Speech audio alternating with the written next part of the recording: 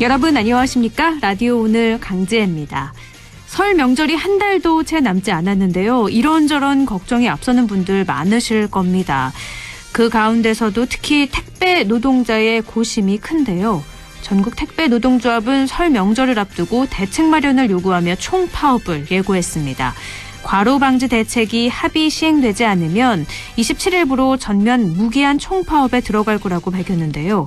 이대로 간다간 물동량이 급증하는 설 특수기에 또다시 택배 노동자의 희생이 불필요하다는 겁니다. 지난해 정부가 급하게 분류 인력 추가 투입 대책을 내놓으며 급한 불을 껐습니다만 이후에도 택배 노동자 1명이 과로사하고 또 4명이 고된 노동으로 쓰러지는 일이 있었죠.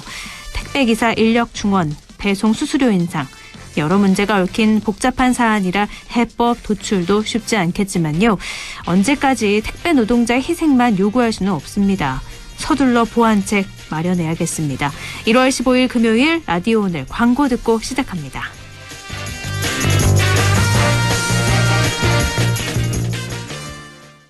파주 센트럴밸리 산업용지 완판 신화를 이어간 상업, 주거, 지원용지 투자의 기회, 역세권 입지에 서울 문산 고속도로까지 남북경협의 수혜지에서 프리미엄 투자의 중심지로 거듭날 파주 센트럴밸리 문의 1522-0844. 자, 따라해보세요. 이카운트 ERP 4만원 회계관리, 이카운트 ERP 4만원 재고관리, 이카운트 ERP 4만원 생산관리. 사업 성공 함께해요. 이카운트 ERP의 모든 기능을 월 4만원에 드립니다. 이카운트 가입비 부가세 별도. 파주 센트럴밸리 산업용지 완판 신화를 이어간 상업, 주거, 지원용지 투자의 기회, 역세권 입지에 서울 문산 고속도로까지 남북경협의 수혜지에서 프리미엄 투자의 중심지로 거듭날 파주 센트럴밸리 문의 1522-0844. 평범한 일상이 포레나를 만나면 출근은 더 빠르게, 휴식은 광교산 숲세권에서, 생활 인프라는 완벽하게 한화 포레나 수원장안에서 가장 앞선 일상으로 특별한 일상의 시작 포레나 한화 포레나 수원장안 1644-5060 한화건설. 1월 15일 금요일 라디오 오늘입니다. 일부 성공회대 최진봉 교수와 함께하는 시간, 한 주간의 시사 이슈 진단해봅니다. 최진봉의 시사 포커스 잠시 후에 만나보겠고요. 2부 이슈 오늘에선 2021년 신년 인터뷰, 오늘은 문경입니다. 잠시 후 고윤환 문경시장 연결해서 이야기 나눠보겠고요. 그리고 LNS 자산운용 조진희 이사와 함께 부동산에 관한 궁금증 풀어봅니다. 조진희의 부동산 매거진 준비가 돼 있습니다.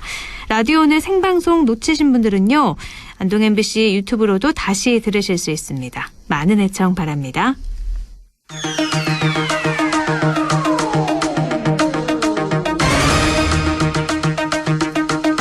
최진봉의 시사포커스, 성공회대 최진봉 교수와 함께합니다. 교수님 안녕하세요. 네, 안녕하십니까. 네, 국정농단과 국가정보원 특수활동비 상납 등의 혐의로 재판에 넘겨진 박근혜 전 대통령. 2017년 4월 구속 기소된 지 3년 9개월 만에 징역 20년 최종 확정 판결을 받았습니다. 이로써 새누리당 공천 개입 혐의로 이미 확정된 징역 2년을 더해서 총 22년의 징역형을 살게 됐는데 어떻게 보셨어요? 일단 지금 말씀하신 것처럼 촛불혁명으로 시작돼서 결국 이제 국회에서 탄핵을 당하고 헌재에서까지 최종 탄핵 결정이 나고 국정농단을 통해서 국민들에게 많은 이제 실망감을 줬던 그 국정농단 사건 아니겠습니까? 네. 그 사건이 이제 거의 4년여를 끌고 이제 결론이 났으니까 국정농단이 어느 정도 일단락되는 그런 판결이었다는 생각이 들고요. 그리고 이제 어쨌든 전직 대통령이든 누구든 국민에게 실망을 주거나 법적으로 잘못된 행동을 했을 때는 처벌받을 수밖에 없다는 것을 보여주는 하는 사례였다는 점도 의미 있다고 보여지고, 또 이제 20년에 180억 원 정도 벌금이 물려졌는데, 물론 원래 원심, 1심보다는 줄어들었습니다만, 네. 기업이 정치 권력에게 뇌물을 주고 그 뇌물을 통해서 기업이 이익을 얻으려고 했다는 부분들이 밝혀졌다는 점, 이런 점들은 우리 사회에 그 새로운 어떤 의미를 던지는 그런 판결이었다는 생각이 들고요. 어쨌든 이제는 이런 국정농단 같은 일이 발생하지 않도록 하는 하나의 계기가 됐으면 좋겠다 이런 생각이 들었습니다. 네. 근데 형이 확정되자마자 사면 이야기가 또 네. 나오고 있어요. 예. 네. 이렇게 사면 논란 점점 더 커질 것 같은데요. 저는 개인적으로는 사면을 할 시기는 아니라고 봐요. 제 개인적으로. 아, 지금은 그러나 이제 이르다. 네. 그렇죠. 그러니까 야당 쪽에서 사면을 해야 된다고 주장을 하고 있고, 저는 좀 이해가 안 되는 부분 중에 하나는, 아니, 판결문이 나오자마자, 판결되자마자 사면 얘기를 꺼내는 거, 물론 그 전에 이낙연 대표가 그 얘기를 하셔서 사면을 여는 거 우리 사회에 이슈화 되긴 했습니다만, 판결되자마자 사면을 얘기하는 거는 좀 이해가 안 됐어요. 그러니까 쉽게 설명하면 그냥 판결문에 잉크도 마르기 전에 이제 방금 판결이 났는데 사면을 해라 그러면 마치 그냥 사면 얘기하기 위해서 판결을 기다렸냐 이런 생각이 들 정도입니다. 저는 그건 좀 부정적으로 봅니다. 네. 그러니까 사면권은 대통령의 고유 권한이고요. 대통령의 고유 권한을 대통령이 행사하는 것은 대통령이 판단해서 하실 문제지만 지금의 시대 정신이 과연 사면을 통한 통합이냐 저는 개인적으로 아니라고 보고요. 국민 여론도 지금 현재 국정농단 사건과 관련된 사람들에 대해서 저는 반성하는 모습이나 사과하는 모습도 전혀 없었기 때문에 지금 사면을 얘기하는 것은 부적절하다고 보고 또 대통령 입장에서 저는요 사면이라고 하는 게 보통 정치적 통합이라고 하는 명분을 가지고 하는 건데 지금 사면을 하게 되면 저는 정치적으로 분열이 날 가능성이 있다고 봅니다. 지금 이 상황에서 사면을 하게 되면요. 그래서 어느 순간 사면이 일어날 수도 있겠죠. 그걸 대통령의 고유 권한으로서 대통령이 발의할 수도 있겠지만 지금 이 시점에서 판결이 나오자마자 그런 결정하기는 상당히 정치적으로 큰 부담이 될 것이다. 전 개인적으로 대통령이 아마 그런 결단을 하지 않으실 걸로 보고요. 야당 입장에서야 사면을 주장할 수 있지만 지금 현재 국민들의 여론은 대체적으로 사면에 부정적이기 때문에 아무리 대통령이 권력을 갖고 있지만 그것도 국민에게 위임된 권력 아니겠습니까? 국민의 정서라든지 아니면 여론 이런 부분도 중요하게 작용할 수 있기 때문에 당장 사면이 이루어지기는 어렵지 않겠나 이렇게 예상이 됩니다. 그러니까 지금은 좀 이르다라는 입장이신데요. 근데 예. 전두환 노태우 전 대통령은 2년 정도 지나고 사면이 됐잖아요. 그런데 그렇죠. 박근혜 전 대통령은 2017년 이후에 3년 9개월째 감옥에 있던 터라 그렇게 빠른 게 아니다. 사면론이 지금 나와도 된다라는 여론도 있거든요. 근데 그게 사실 아까도 말씀드렸지만 그게 모든 게 동일한 기준으로 동일한 잣대로 기간을 가지고 판단할 수 있는 문제는 아니라고 봐요. 네. 물론 제가 말씀드린 게 오해를 불러일으키게 만들기 때문에 정확하게 하면 전두환 노태우 두 사람이 했던 일은 정말 나쁜 일이죠. 그게 좋은 일이라고 제가 얘기하는 건 아니고요. 다만 박근혜 전 대통령이 전두환 노태우 두 전직 대통령보다 구치소 생활이 더 오래됐으니까 사면의 요건이 됐다라고 얘기하는 것은 그거 자체는 맞지 않다고 봅니다. 당시에는 김대중 전 대통령께서 본인을 사실은 식방하고 억압했던 상대잖아요. 그렇죠. 그런 사람에 대해서 화합과 통합이라는 메시지를 던지기 위해서 그렇게 하신 거예요. 그건 어찌 보면요. 전두환 노태우 두 전직 대통령의 잘못이 적다거나 아니면 그것이 지금의 박근혜 전 대통령과 비교해서 가볍다고 하는 의미의 문제가 아니라 당시에는 김대중 전 대통령이 국민 통합을 위해서 필요하다고 판단해서 그런 행동을 하신 거라고 저는 보거든요. 네. 그런데 지금의 박근혜 전 대통령의 이 사면 문제는 그때와 상황이 다르다는 말씀을 드리는 거예요. 과연 이게 국민 통합에 도움이 될까 하는 부분에 저는 부정적이라고 말씀드리는 거고요. 진보 진영이나 아니면 중도 있는 분들도 많은 부분 이게 통합에 도움이 안 될 거라는데 더 많은 방점을 두고서 여론조사 결과도 그렇게 나온 경우가 대부분입니다. 네. 과연 이 사면이 국민 통합에 어떤 도움을 줄 수 있냐는 거예요. 그러면 반대로 얘기하면요. 대통령이나 권력자라든지 아니면 경제적으로 경제인들 중에 재벌 총수란 이런 분들 대부분 사면 받고 나오잖아요. 아무리 많은 형량을 받은들 그 사람들 다 사면 제기하고 있다가 사면 나가는 겁니까? 일반인들이 만약에 비슷한 형태의 형량을 받고 그럼 3년 이상 나오면 나올 수 있나요? 그분들은 사면해 주나요? 그런 기준의 관점에서 봐야 돼요. 아니 법 앞에 모든 사람이 평등한데 대통령의 권력을 가졌던 사람이라든지 돈 많은 사람들은 사면으로 다 풀려나고 일반인들은 그 사람이 어떤 죄를 지었든 3년 4년 지나면 다 사면이 될 수 있는 조건이 됩니까? 저는 이런 형태로 가는 것 자체가 법의 형평성에도 어긋난다고 보고 네. 국민적 정서에도 맞지 않는다고 생각합니다. 네. 형이 확정되고 나서 그럼 청와대는 사면론에 대한 다른 입장은 혹시 있었나요? 그러니까 청와대에서는 공식 입장은 없었고요. 사면에 네. 대해서는 네. 뭐라고 얘기했냐면 국정농단의 어떤 일단락이 된 것에 대해서 그리고 법원의 판결에 존중한다 이런 얘기를 했고 다만 정무수석이 어제 그러니까 오늘 아니고 어제 아침에 인터뷰를 한 걸 제가 기억을 하는데요. 네. 인터뷰 내용을 보면 사면에 대해서 약간 부정적인 얘기를 했어요. 그리고 이제 물론 사면권 아까도 말씀드렸지만 대통령의 고유 권한이니까 아마 이제 곧 다음 주 중으로 제가 예상이 될 것 같은데 이제 신년 기자회견을 하면 이 문제가 네. 또 질문이 나올 겁니다. 분명 나오겠죠. 대통령이 네. 예, 이 문제에 대해서 말씀을 하실 거고요. 제가 개인적으로 예상컨대 사면이 단시간 내에 짧은 시간 안에 이루어질 가능성은 좀 낮지 않겠나 하는 것이 전체 기류라고 볼 수 있습니다. 네, 뭐 국정농단에 대한 재판이 완전히 끝난 건 아니잖아요. 물론 예, 큰 그렇죠. 틀에서 뭐 최순실 씨나 박근혜 전 대통령 재판은 끝났지만 아직도 재판 중인 사람이 있는 만큼 사면은 아직 이르다라는 건데요.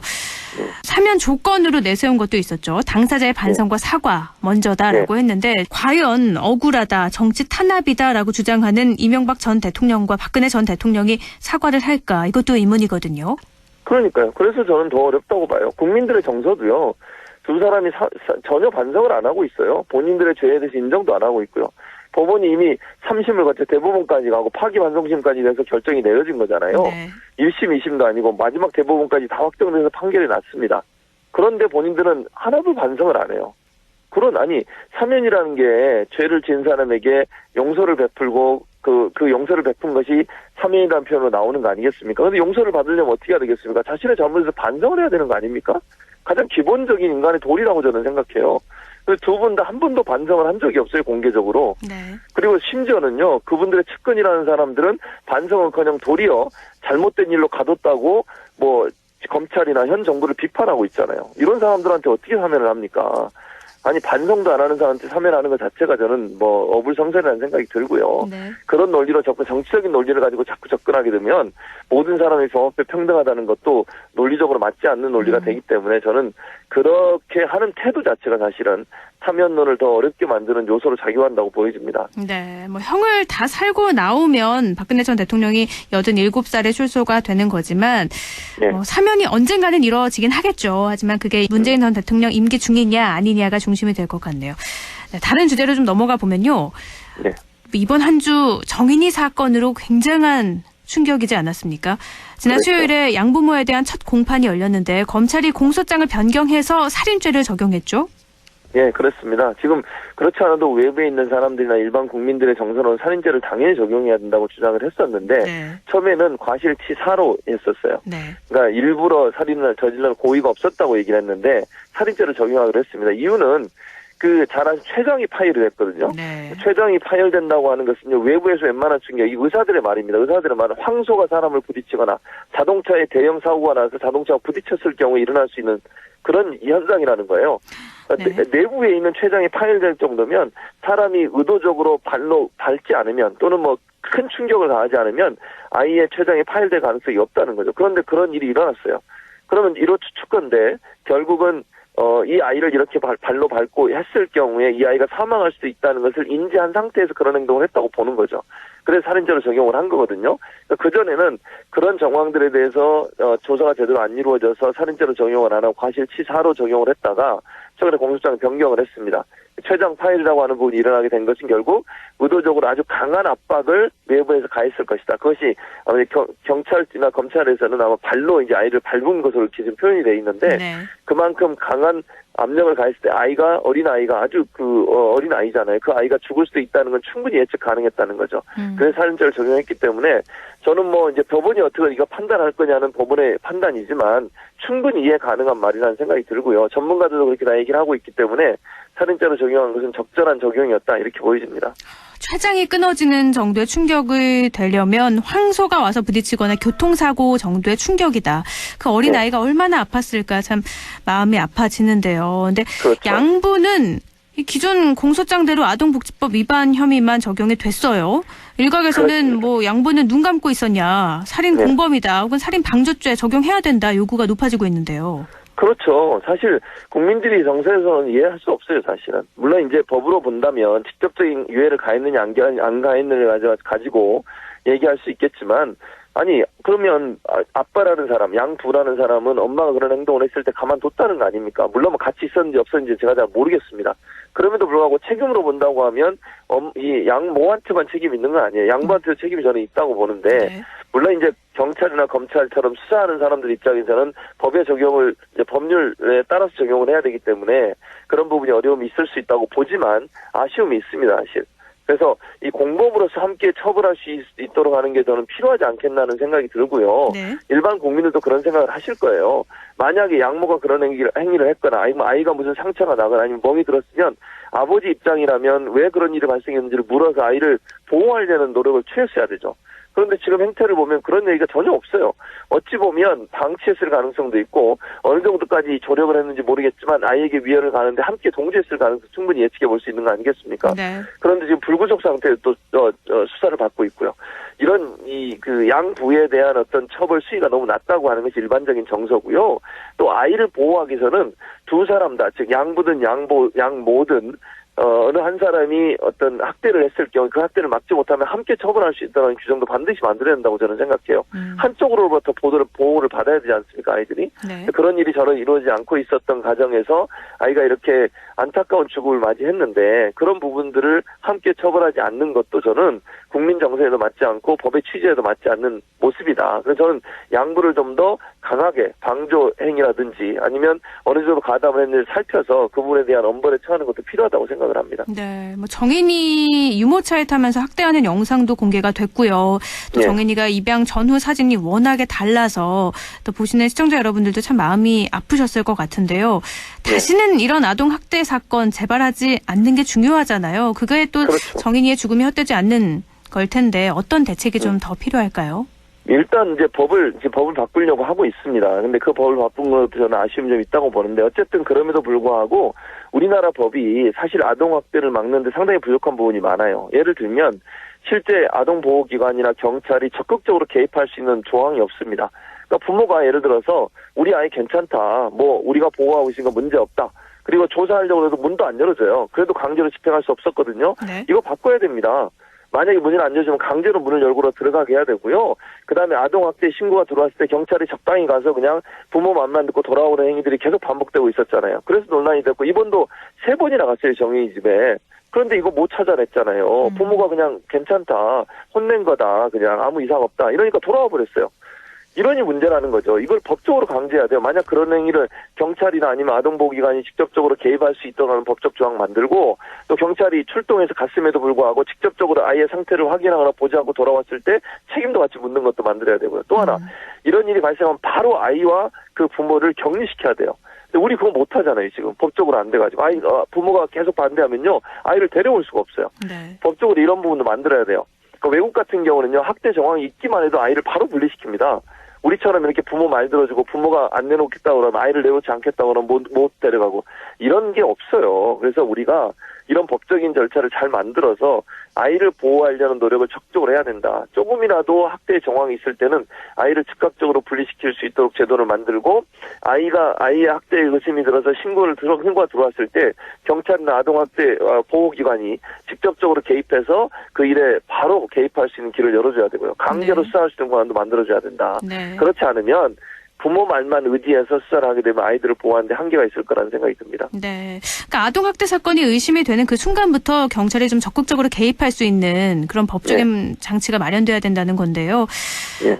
다시는 좀 이런 뉴스가 안 들렸으면 좋겠네요. 네, 그렇습니다. 네. 다음으로 잠깐 시간이 많지 않아서요. 짧게 여쭤볼게요. 서울시장 보궐선거가 얼마 남지 않았는데 여권 후보 누가 나오게 될까 해서 박영선 중소벤처기업부 장관이 나올 것이다라는 게 거의 90% 확실시가 됐는데 돌연 네. 김동연 전 경제부총리가 출마할 거라는 보도가 또 나왔어요. 네. 저는 민주당에서 공식적으로는 그거는 사실이 아니라고 일단 해명을 했습니다. 네. 물론 이제 김동연 전 부총리가 후보군에 들어갈 수는 있겠죠. 그러니까 전제 조건은 저는 이렇게 제 개인적인 생각입니다. 이것도 박영선 장관이 만약의 경우에 끝까지 출마를 안 할 경우에 네. 그런 과정이라면 어느 정도 검토 가능한 카드라는 생각이 들어요. 그러나 저는 박영선 장관이 출마할 가능성이 더 높다고 보거든요, 현재까지. 네. 그런 상황이라고 하면 박영선 장관이 출마하는데 또 김동연 부총리까지 나올 가능성은 저는 낮다고 봅니다. 그러니까 대안이라는 거죠. 제가 다시 정리를 하면 박영선 장관이 만약 끝까지 출마를 안 한다고 하고 출마를 고사했을 경우에 제3의 인물로 김동연 부총리가 거론될 수는 있다. 그러나 지금 현재 상황으로는 박영선 장관의 출마 가능성이 더 높기 때문에 실제적으로 김동연 전 부총리가 출마할 가능성은 현재로 낮다고 봅니다. 그러나 뭐 변수는 있을 수 있으니까요. 네. 아마 여당에서는 그 선택 가능한 제3의 후보군의 한 명으로 김동연 부총리를 생각하고 있는 것 같아요. 다만 그게 아까 말씀드린 박영선 장관의 출마 여부와 연동돼 있기 때문에 박영선 장관의 출마를 결심한다고 하면 김동연 부총리 카드는 아마 사용되지 않을 가능성이 높지 않을까 이렇게 예상이 됩니다. 더불어민주당은 소설이다 이렇게 나왔고요. 예. 그러니까 박영선 전 장관과 또 김동연 전 부총리가 같이 나오는 일은 없을 것이다. 예. 그렇게 보면 되겠네요. 알겠습니다. 오늘 여기까지 됐죠. 말씀 고맙습니다. 예, 감사합니다. 최진봉의 시사포커스 성공회대 최진봉 교수였습니다. 라디오 오늘 1부는 여기까지고요. 잠시 후에 2부에서 뵙겠습니다.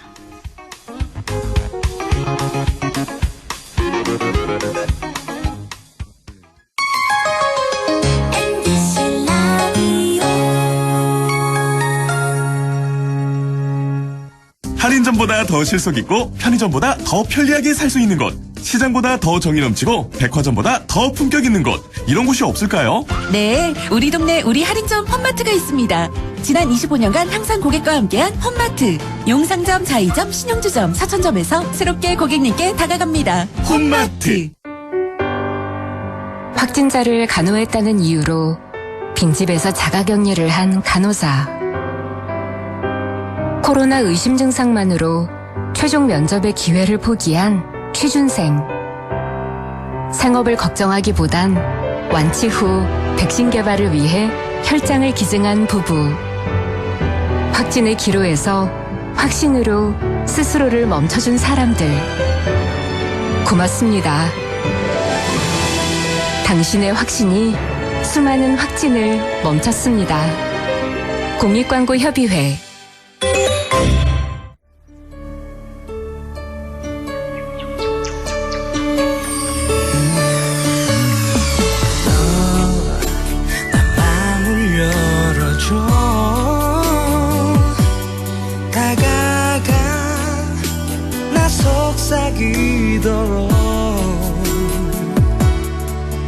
언제나 내 생각으로 행복해야 해요.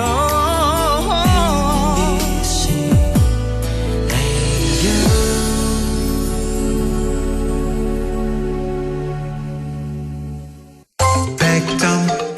MBC 라디오.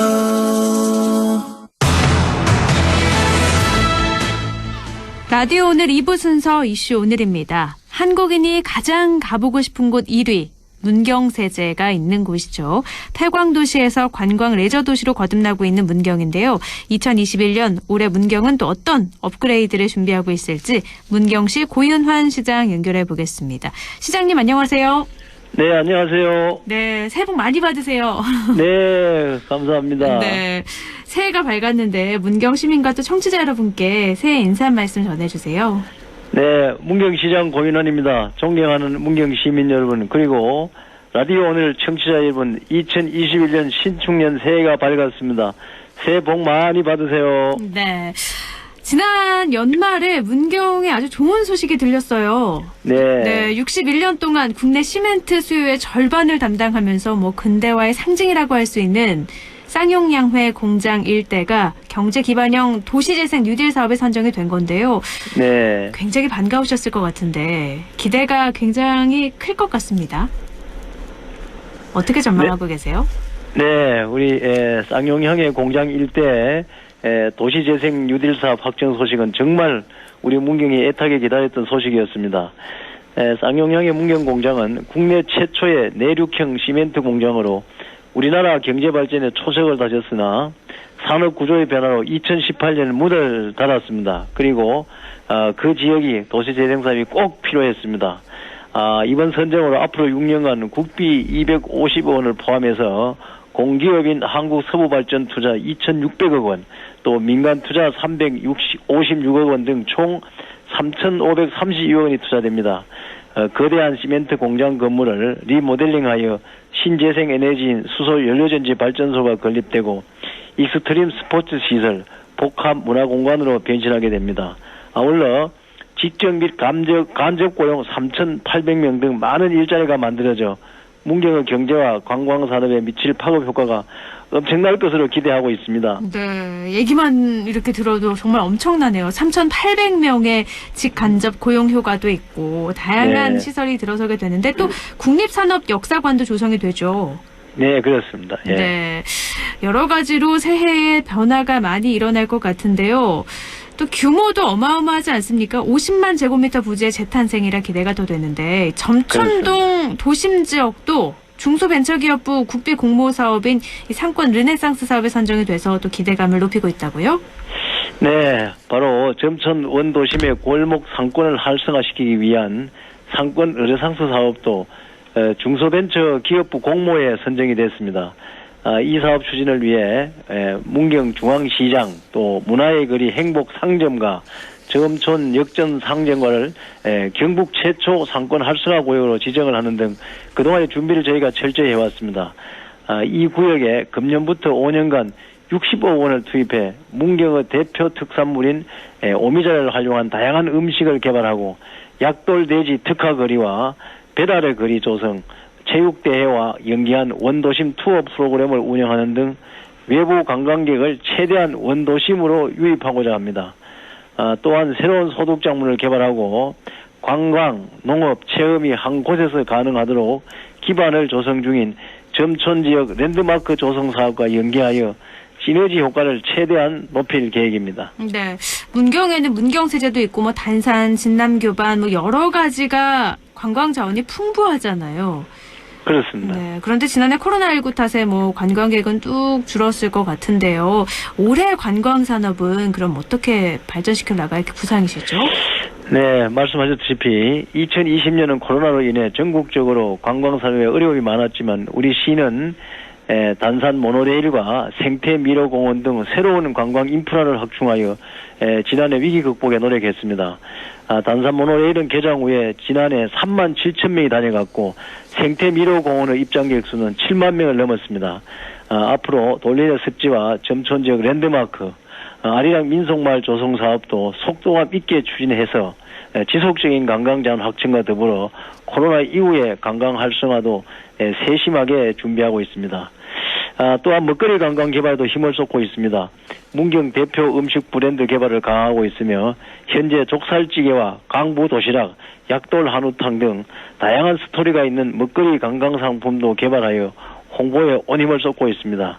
2021년에는 코로나 시대의 비대면 관광산업, 코로나 관광산업을 선도하기 위하여 다양한 아이디어와 공모사업을 준비해 중부 내륙 대표 관광도시로 관광산업을 선도해 나가겠습니다. 네, 참 이 음식 개발도 재밌는 것 같아요. 이름도 광부들의 애환을 가지고 있는 족살찌개잖아요. 그렇죠. 예. 여러 가지 이름부터가 좀 색다른데 많은 분들이 이제 족살찌개 하면 문경하면 이런 음식 먹거리도 생각하면 참 좋을 것 같습니다. 네, 정말 맛있습니다. 아직 먹어보지 못했는데 예. 문경에 간다면 꼭 맛봐야겠습니다. 네, 문경시도 마성면 일원에 조성될 예정이죠. 국립산림레포츠진흥센터. 이게 어떤 곳인지 설명을 좀 해주세요. 네, 국립산림레포츠진흥센터 조성사업은 문경시 마성면 하래리 일월에 82헥타 규모로 2025년까지 국비 487억 원을 들여 스포츠 진흥센터, 교육연수원, 레포츠 단지 등을 조성할 계획입니다. 이 센터는 산림 레포츠 활성화를 위해 산림 레포츠 시설 규격 인증, 안전 점검, 전문 인력 양성 등을 담당하는 산림 레포츠 전문기관을 조성하기 위한 사업으로 문경시와 경북도는 그동안 산림 레포츠 저변 확대와 산림 레포츠 분야의 제도적 기반 마련을 위해 산림청과 기획재정부에 지속적으로 국비 지원을 건의했습니다. 본 사업을 위한 기본계획 수립 용역비 1억 원이 금년 산림청 예산에 편성됨에 따라 산림 레포츠 진흥센터 조성 사업이 첫걸음을 내딛게 되었습니다. 문경이 국내 산림 레포츠의 중심이 되도록 2025년 준공을 목표로 산림청과 경북도와 함께 상호 협력해 나가겠습니다.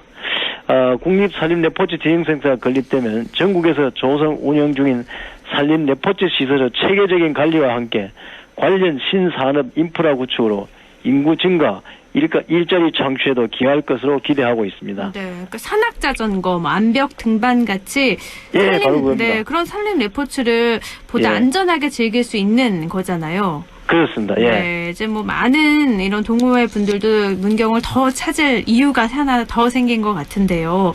네. 네, 문경은 또 경북 도내에서 유일하게 출산율이 2년 연속 상승을 했고요. 또 청년 네. 인구 유출을 막고 일자리 확보를 위해서 많은 노력도 기울여 왔는데 2021년 올해 출산 정책 또 청년 정책 어떤 게 있죠?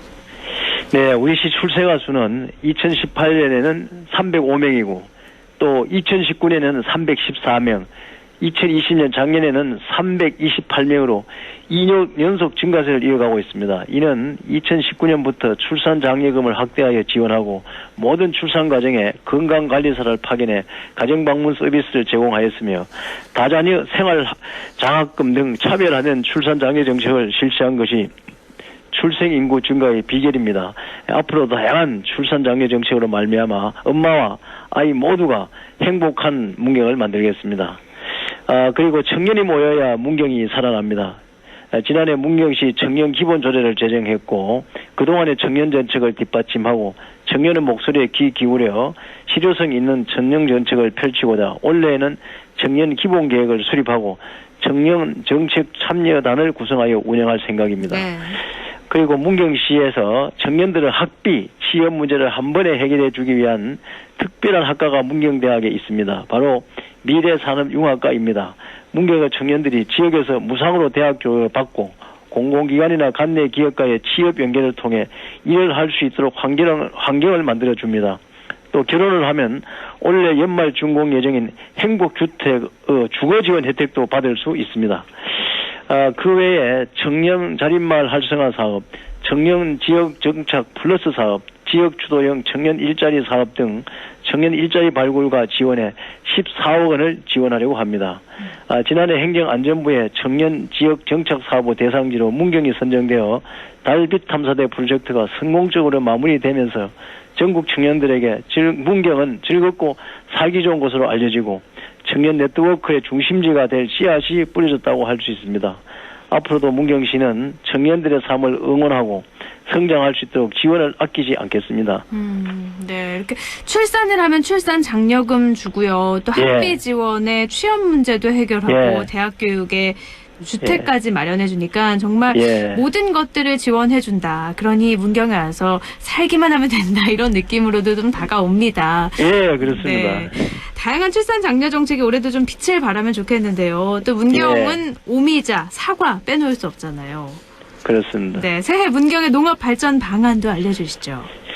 예, 우리 시는 백두대간 중심에 위치하고 있고 청정한 자연환경을 기반으로 사과, 오미자, 벼, 표고, 한우, 콩, 배추 등의 많은 농산물을 생산하고 있습니다. 모든 생산물이 몸에 좋지만 특히 오미자는 호흡기 질환에 효과가 좋으니 요즘 같은 코로나 시대에 많이 드시기를 권합니다.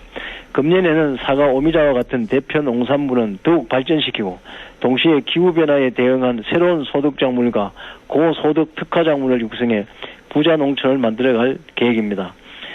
작물재배 전문가를 고용하여 기술을 표준화하고 시설을 쉽게 운영하고 관리할 수 있도록 준비하여 농촌의 고령화된 인력과 새내기 농업인들을 활용한 새로운 일자리도 창출하겠습니다. 농어촌 셋들마을 사업, 농촌 신활력 플러스 사업 등 농업 및 가계소득 향상을 위한 다양한 사업도 추진합니다. 아울러 읍면동은 지역 특성에 맞추어 천년초, 생강, 미니 단호박, 체리 등을 계속 지원하고 석류, 산마늘, 고추냉이, 복숭아 등은 신규로 원래 재배합니다. SNS를 활용한 농특산물 홍보에도 집중하여 항상 깨어있는 활기찬 문경 농촌을 만들어 가겠습니다. 네, 농업하면 또 문경에서 농사를 많이 짓고 계시니까요. 새로운 농업 정책도 좀 효과를 보기를 기대가 됩니다. 끝으로 네. 지역민에게 전하고 싶은 말씀도 해주시죠. 네, 우리 시는 코로나 발생 초기부터 선제적이고 창의적인 방역 시책을 추진해 전국적인 3차 대유행에도 감염자가 10명대를 유지하고 있습니다. 시민 여러분께서도 방역 수칙을 철저히 지켜 올해는 신소의 좋은 기운으로 코로나가 빨리 종식되길 기원합니다. 올 한 해도 시민 여러분 모두의 가정에 건강과 행복이 늘 함께 하시길 기원하며 시민 여러분의 적극적인 동참과 변함없는 성원을 부탁드립니다. 감사합니다. 네, 시장님 오늘 말씀 고맙습니다. 네. 네, 지금까지 고윤환 문경시장과 함께 새해 시정 방향에 대해서 이야기 나눠봤습니다. 라디오 오늘에서는 청취자 여러분의 참여를 기다리고 있습니다. 우리 지역에서 발생한 사건 사고 소식이나 함께 토론하고 싶은 내용을 안동 MBC 홈페이지 라디오 오늘 게시판에 올려주시기 바랍니다. 전화와 문자 참여도 하실 수 있습니다. 전화는 851국에 7191번, 문자는 샵 0913번으로 보내주시면 됩니다. 문자는 단문 50원, 장문 100원의 정보 이용료가 있습니다. 여러분의 많은 참여 바랍니다.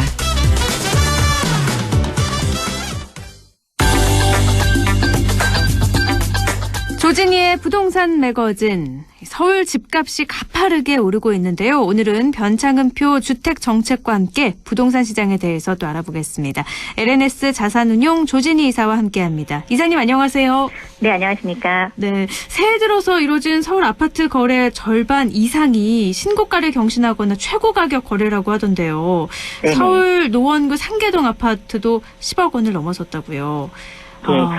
저희가 중위 가격이 이제 8억이냐 9억이냐 얘기했던 것들이 이제 깨지는 신고선이 가장 이제 그 가격선으로서 그래도 비교적 안전하게 6억대 아파트를 구성을 했던 것들이 이제 노원구 상계동에 있는 좀 중소형 아파트들이었습니다. 근데 이제 올해 말씀하신 것처럼 1월 들어서 이제 10억을 신고를 하면서 이제 드디어 아파트 가격이 서울에서 이제 신고가가 깨졌다. 라고 이제 얘기가 나오기 시작한 거죠. 그렇게 본다면 이제 아파트가 서울 아파트는 웬만하면 다 10억이 넘는다 이렇게 봐도 되는 거잖아요. 그렇죠. 강남 재건축 아파트가 2주 사이에 또 2억 가까이 오르고 매수 시장도 계속 가파르다는 소식이 들려오고 있는데 현재는 상황이 어떤가요? 네, 그러니까 병창표 그 정책이 임대 중심이 아니라 그 공급 중심으로 이제 얘기들이 나오고 있고, 특히 이제 서울시장 선거 전에 이제 후보들이 이제 공약들을 내놓으면서 이제 점점 부동산 시장이 좋아진다라는 오히려 역산이 나오기 시작한 것 같습니다. 근데 무엇보다도 지금 2주 사이에 가장 가파르게 오르고 있는 것들이 이제 강남 재건축 아파트들인데 이 매수에 대체적으로 계약을 하시고 있는 계약 세대들이 서울에 있는 분들이 아니라 지방에서 올라오시는 분들이 50%가 넘는다는 통계 자료가 나오고 있습니다. 50%가 넘어요? 예, 그러니까 뭐 예를 들어서 두 채 정도 나왔는데 한 채는 지방 사람, 한 채는 서울 사람 이런 식으로 거의 물건이 나왔을 때 지방 대기 수요가 계속 기다리고 있다라고 이제 내용들이 나오고 있는데요.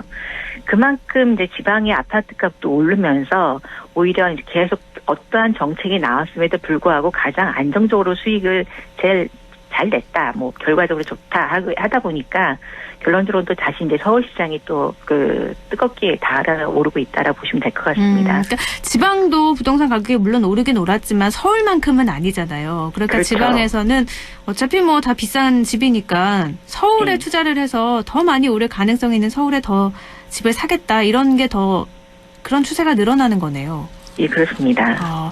전월세 난 이후에 공급 방향에 대해서 부정적인 입장도 참 많았잖아요. 실효성 없는 대책이라서 주택 가격이 더 오른 건 아닐까 생각이 들기도 하는데 어떤가요?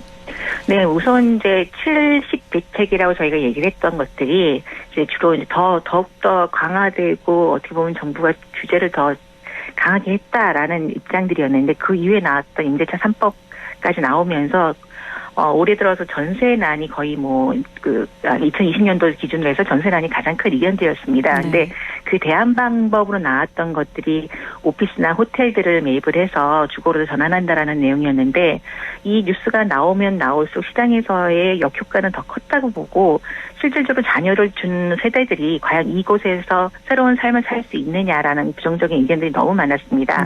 그래서 공급 대책으로서 전월세를 대체할 만한 공급으로서는 적합하지 않다. 그러다 보니까 시장이 어떻게 보면은 돌아섰다라고 저희가 이제 평가를 했었었는데 그 이후에 오히려 가격들이 더 오르고 현실성에 대한 반론들이 나오기 시작하면서 정부가 속도 빠르게 뭐 대책들을 내세웠습니다. 근데 다세대 주택 대신에 그러니까 아파트 대신에 다세대 주택을 선택하라 이런 내용들도 역시 시장에서 이제 냉담한 반응을 보이면서 집을 살려고 하는 수요층들의 심리를 과연 정부가 인정을 한 것이냐 이런 의견들도 나오기 시작했었죠. 그러니까 시장을 제대로 읽었냐 아닌 것 네. 같다라는 의견이 많다는 거잖아요. 그렇죠. 네. 참 그 호텔하고 오피스텔 상가를 주거로 전환한다는 거는 많은 부정적인 의견에 저는 동의하는 입장이라서 예. 과연 없는데 예, 그러니까요. 어떻게 예. 거기에 과연 아파트를 살고 싶은 사람이 그걸 포기를 하고 거길 갈까라는 생각도 들긴 했었거든요. 역시 시장은 네. 냉담하게 반응을 했습니다. 네. 영끌 비투라는 신조어까지 나오면서 주식시장뿐만 아니라 부동산 시장도 뜨거운데요. 한국은행이 기준금리를 0.5%로 동결을 했지 않습니까? 이렇게 네. 통화 완화 정책을 계속 유지하는 것도 부동산 시장에는 영향이 있을 것 같은데요. 예, 맞습니다. 이번에도 뭐 영끌 빅2 해가지고 뭐 영혼까지 끌어들여서 주변에 빌릴 수 있는 돈 다 빌려서라도 더 늦기 전에 부동산을 사자가 얘기 끝나자마자 어떻게 보면 최근 들어서의 주식장까지 뒷받침되면서 빚을 내서라도 지금은 투자해야 된다라는 게 어떻게 보면 전부 뭐 어떻게 보면 분위기라고 볼 수 있을 것 같은데. 네, 지금 안 하면 바보다 이런 얘기까지 나왔어요. 그렇죠. 그런 얘기가 나옵니다. 네. 근데 저희도 이게 그 실물 경제상으로는 굉장히 안 좋은데 이런 현상이 나타나고 있으니까 너무 걱정이 되는 부분들이 많고요. 근데 이제 그 시장에서의 좀 반항적인 요소는 정부가 발표한 그 최근 3년 동안의 주택가격 상승률이 경실련이나 일반 그 부동산에서 바라봤던 상승력하고 금액 차이가 너무 나다 보니까 오히려 이런 발표를 하는 정부에 대한 반항이 아닌가. 근데 이제 문제는 그 자기 자본으로 살 수 있는 세대가 아닌 20, 30대까지 뛰어들고 있다 보니까 이게 너무 좀 위험하지 않냐는 걱정들도 많이 나오고 있다고 보시면 될 것 같습니다. 네. 너무 많이 지금 빚도 사상 최고라고 하니까요. 네. 가계빚이 좀 걱정이 되긴 하는데요. 정책이 나오면 나올수록 부동산에서는 좀 반대로 상황이 나타나고 있어서 정부의 부동산 정책이 지금 세제 강화해서 공급 확대로 잡았죠. 그리고 네, 전창흠 장관은 주택 공급 대책과 관련해서 충분한 물량이 공급 가능하고 또 다양한 공급 방법도 있다 이렇게 자신했는데 그럼에도 이렇게 주택 가격이 계속 상승세를 이어가는 이유는 뭘까요? 뭐 계속 저희가 공급 문제가 실질적으로 내가 들어가서 살 수 있는 집까지 기다리는데 3년 이상의 시간이 걸린다는 어떻게 보면은 그 3년 동안의 공백이라는 시간에 대한 것도 있고 아까 말씀하신 것처럼 저금리 상태도 문제고 최근 3년간 오른 주택을 통해 가지고 현실화된 그 목돈들이 좀 많다라는 것도 또 문제고 여기에다 가장 큰 것들은 이제 공급 위주로 결국에 정책이 나온다라는 것 자체도 특히 이번에 경상표 그 공급 정책에서 눈여겨보고 있는 것들 그리고 최근 들어서 서울의 집값이 오르고 있는 것들이 대부분 재건축 아파트들입니다. 그러니까 결국에는 재건축 재개발 규제를 묶었던 것들이 공급 한계 제한에 의해서 좀 물량을 풀어놓는 상황이 될 것이고 특히 이번에 이제 시장에서 가장 크게 냉담한 반응이 나왔던 게 주택 보증공사 허그를 통해서 분양가 규제를 좀 했었습니다. 고분양가 규제라고 해서. 그래서 이제 강남의 재건축들이 뭐 분양가가 주변보다 싼 이 로또 아파트가 말이 안 된다라고 해서 조합들이 사업을 미뤄왔었었는데 이번에 이제 조합들이 이제 그 반포 베일, 레미안 베일이라고 해가지고 어떤 고속터미널 앞쪽에 있는 그 한강변 아파트입니다. 근데 이쪽에서 오히려 분양가 상한제가 적용을 받아서 하지 우리는 허그 보증을 안 받겠다라고 해서 심의를 넣었는데 허그 보증보다 더 높은 가격의 분양가가 책정이 됐습니다. 그러다 보니까 이제 그 실질적으로 시장에서 상황은 계속 누르고 규제했던 것들이 역효과에 의해서 오히려 시장 상황으로 전환되니 이 상황이 더 되면 가격이 더 오를 테니까 사야 된다 이런 반응까지 나오고 있다고 보시면 될 것 같습니다. 그러니까 어떤 정책을 펴도 오를 거다. 그러니까 사야 된다 이거잖아요. 그동안 이 공공기업 부분에 대해서 조합원들이 좀 꺼리면서 진행이 어려웠다는 의견들도 있는데 이번에는 이런 부분이 좀 해결이 될까요? 된 건가요? 예, 일단 저희가 약간의 룸을 줬다라는 표현들을 쓰고 있는데 그 처음에 장관이 그러니까 이번 그 국토부 장관 나오고 나서 처음에 나왔던 얘기는 내가 늘려준 용적률만큼에 해당되는 부분에 반 정도 50% 이상을 공공임대주택으로 내놔야 된다라는 정책이 위선이었습니다. 근데 이거를 좀 더 다양하게 해서 LH나 SH하고 같이 차별하게 되면 분양가 상한제를 규제를 받지 않게 해준다거나 좀 더 이렇게 그 선택할 수 있는 요소들을 많이 넣었다라는 거죠. 그리고 오늘 이제 발표된 것처럼 실질적으로 그 서울에서 실행할 수 있는 있는 공공재개발 후보지까지는 선정을 했습니다. 네. 이것들이 대부분 사업성이 떨어진다. 말 그대로 조합수는 굉장히 많은데 용적률이 150% 200%밖에 되지 않다 보니까 사업을 못했던 낙후된 서울 중공업 공공지대라든가 그다음에 이제 조금 낙후된 지역이라든가 이런 것들을 선정을 해서 이번에 4,700가구로 공급한다라고 이제 공급 정책이 나왔습니다. 네. 그러다 보니까 어떻게 보면 지금은 그동안 규제하고 가격을 제한을 했던 거랑 다르게 좀 훈풍이 불고 있지 않느냐 이런 기대 심리도 약간 나오고 있는 거라고 보시면 될 것 같습니다. 규제를 조금 완화해서 일단 공급을 늘리는 게 우선이니까 규제를 완화하자 이런 것 같아요. 네. 알겠습니다. 시간이 많지 않아서요. 끝으로 짧게 하나만 여쭤볼게요. 변창흠 국토부 장관이 공급을 늘리게 되면 서울 집값을 그러면 잡을 수 있을까요? 지금 벌써 어떻게 보면 죄송한 얘기지만 장관님이 이제 내세우는 어떤 정책과 이번 야당하고의 어떤 대립각도에서도 오히려 시장에 공급한다라는 건 서로 공감을 하고 있는 것 같습니다. 네. 그리고 말씀하신 것처럼 좀 집값이 좀 잡혀줬으면 좋겠는데 서울시장 선거랑 같이 맞물려가지고 오히려 지금 가격이 다시 상승하고 있는 추세다 보니까 오히려 집값이 당장에 잡히기는 좀 더 어렵다라는 의견들이 아까 말씀드린 것처럼 실제 신규 공급까지 3년간 시간 걸리는 시간 안에는 좀 더 오르지 않겠느냐라는 시장 기조가 좀 더 강하다고 보셔야 될 것 같습니다. 최근 2년 사이에 이렇게 올랐는데 앞으로 당분간은 좀 더 오르겠다. 비투 해야 될 것 같은데요. 네, 알겠습니다. 네. 오늘 네. 여기까지 됐죠. 말씀 고맙습니다. 예, 감사합니다. 네, LNS 자산운용 조진희 이사였습니다.